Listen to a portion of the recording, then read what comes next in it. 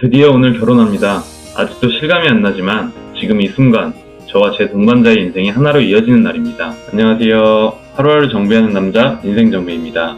오늘 아침은 참 특별합니다. 밝고 따뜻하고 기분은 말할 수 없이 묘합니다. 왜냐하면 오늘은 바로 제가 결혼하는 날이거든요. 20살이던 저 지금의 와이프를 처음 만났습니다. 그로부터 10년, 20살부터 30살까지 우리의 20대를 함께했고 이제는 평생을 함께하기로 약속하는 날입니다. 돌아보면 정말 철없었고 아무것도 몰랐던 우리였지만 서로를 만나 함께 성장했고 함께 웃었고 함께 살아냈습니다. 그 시간들이 쌓여 오늘이라는 날을 만들어줬습니다. 뭔가 복잡할 것 같았는데 막상 아침이 되니 생각보다 단순했습니다. 책임지고 싶다는 마음, 그리고 그게 너무 기쁘다는 감정. 사랑은 함께 자라고 기다려주고 끝까지 지켜내는 거라는 걸 이제야 조금 알게 된 것 같습니다.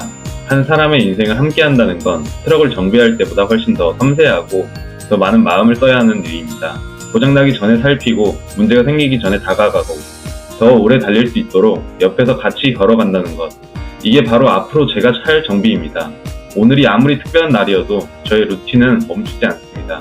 결혼식 날이라고 늦잠을 잘 수는 없잖아요. 미라클 모닝, 오늘도 정상 작동합니다.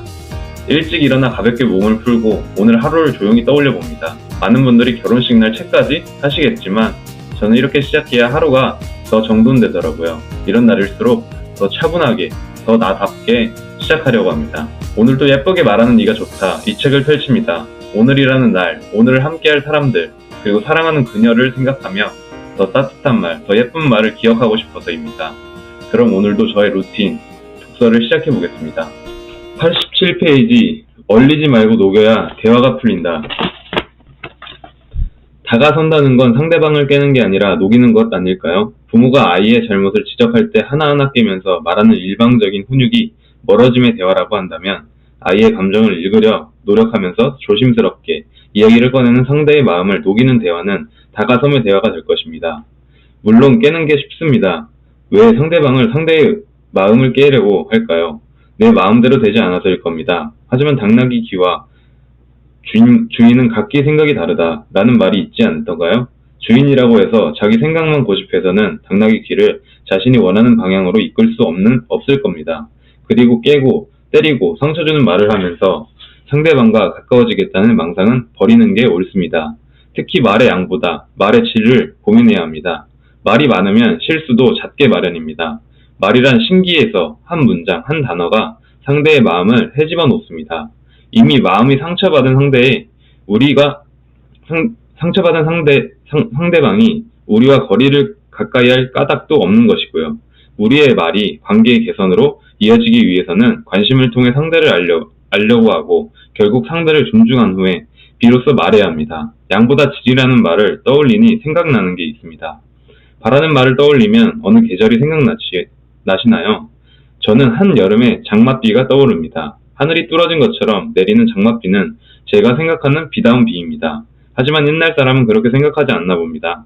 양의 초점이 아니라 실제로 비가 어떤 쓰임새가 있는지 비의 질에 관심을 두었던 것이죠. 실제로 봄, 여름, 가을, 겨울을 순환하는 우리의 24절기 중 비를 뜻하는 한자어 우가 들어간 절기는 여름 비와는 달리 그리 많이 내리지 않는 봄비가 내리는 시기인 우수와 고구 이 두 절기뿐입니다.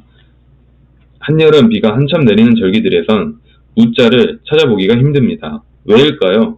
양으로 승부를 내려는 여름의 비보다 겨우내 얼었던 땅을 녹이는 봄비의 질이 더 가중치를 둔 게 아닐까 합니다. 다시 세상을 향한 우리의 말 한마디를 돌이켜봅시다. 우리는 그동안 말을 많이 하면 상대방이 마음을 쉽게 얻을 거라는 순진한 발상에 사로잡혀 있었습니다.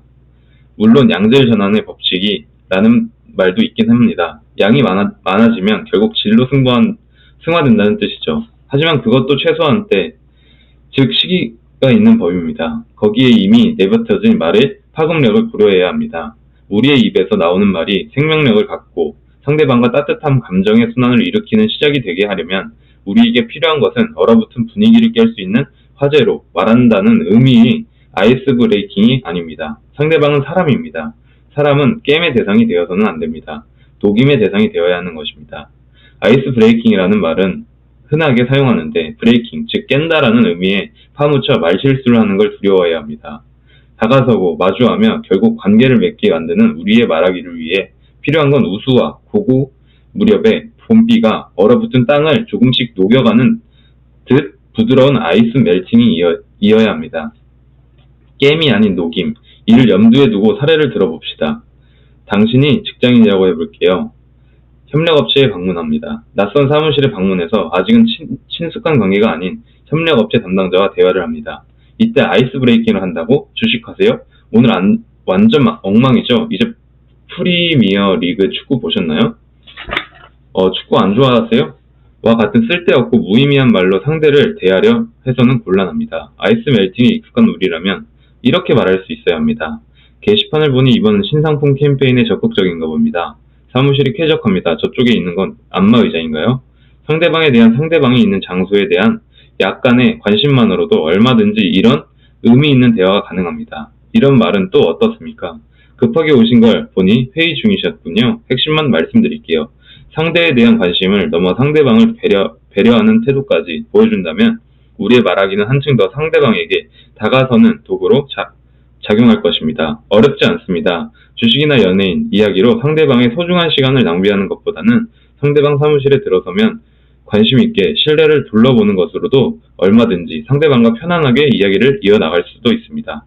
또 상대에게 받은 명함 하나만으로도 충분합니다. 저도 영업사원이지만 영업팀장으로서 영업사원을 관리하는 게 보통 힘들지 않으시겠어요? 아, 회사에서 이 브랜드를 맡고 계시는군요. 저도 이 제품을 사용 중입니다.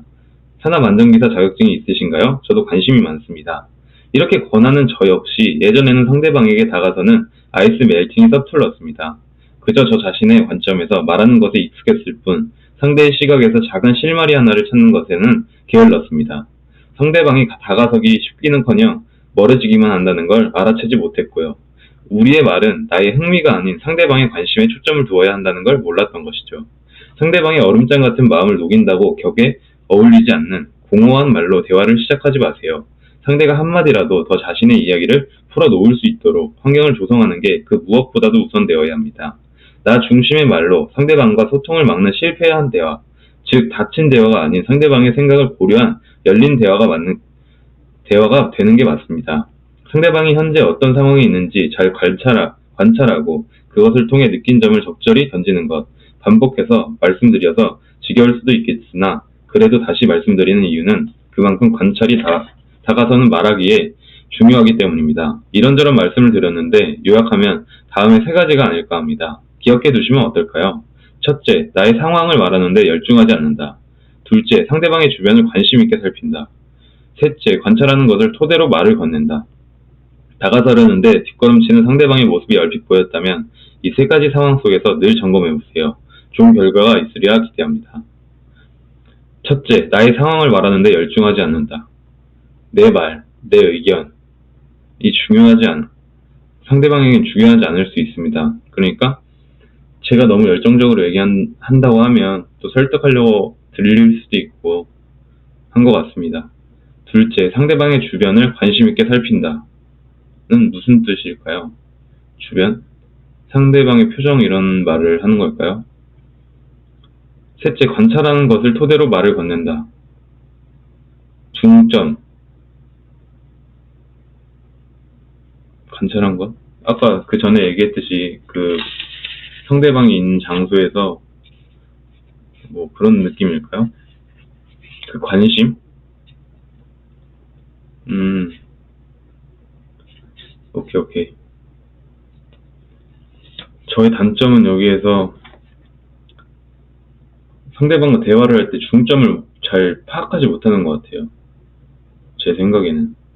핵심을 잘 파악해서 그에 맞는 이야기를 계속 이어나가야 되는데 두서없이 다른 말로 항상 이어지더라고요.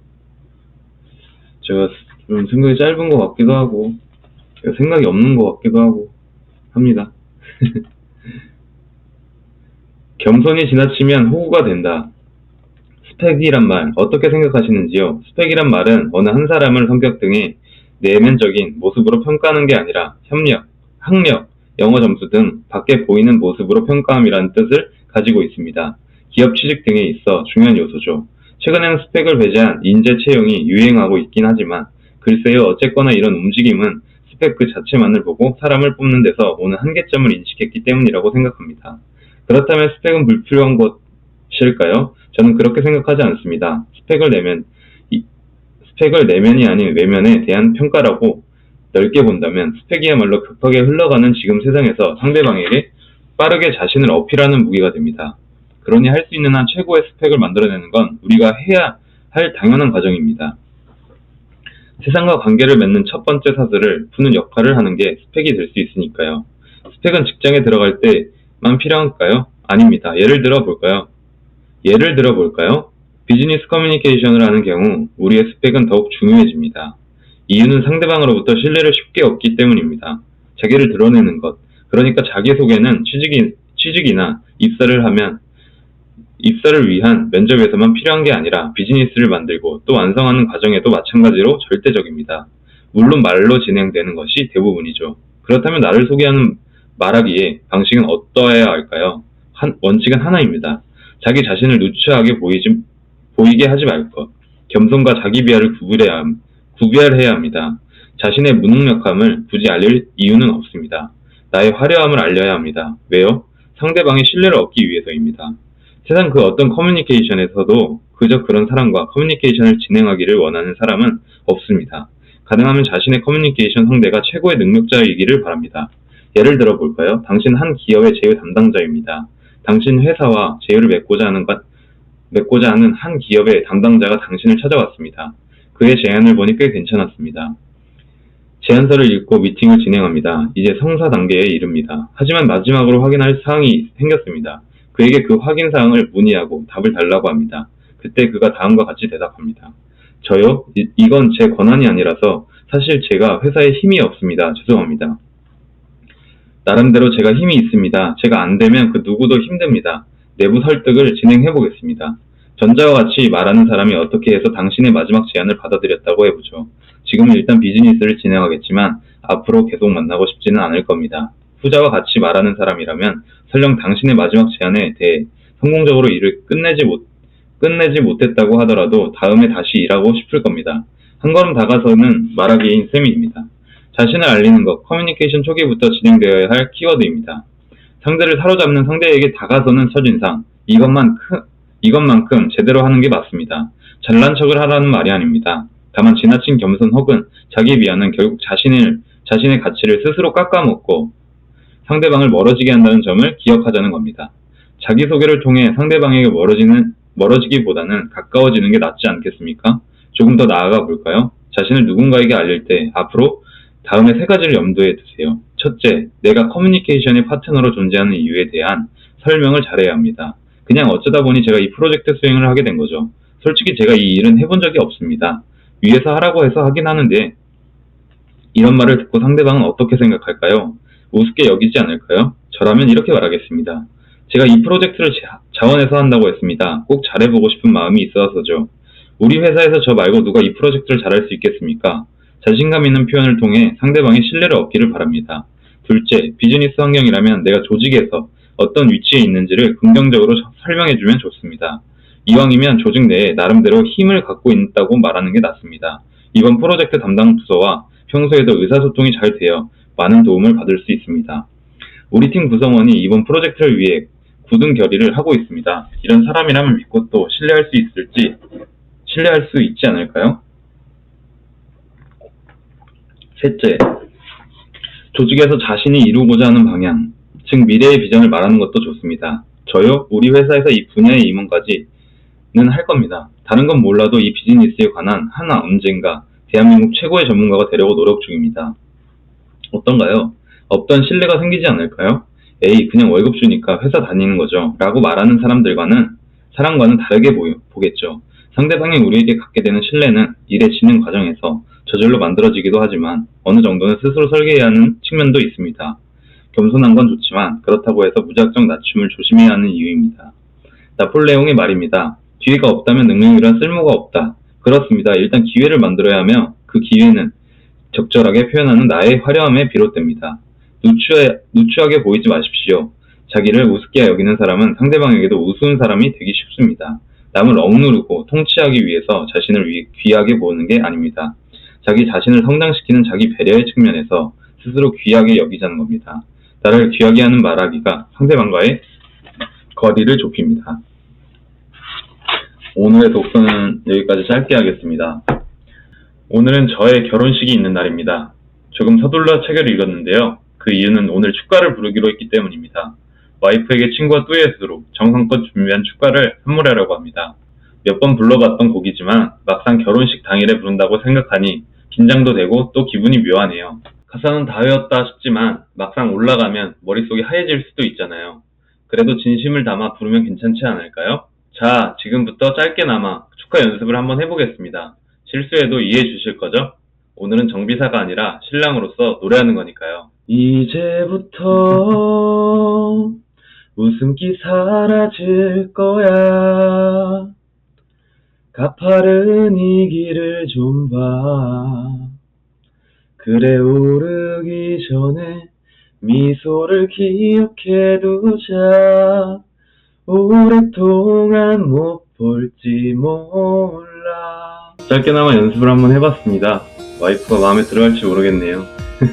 이제 이만 저도 결혼식 준비를 하기 위해서 가보려고 합니다. 오늘도 하루하루를 정비하는 남자 인생정비였습니다. 감사합니다.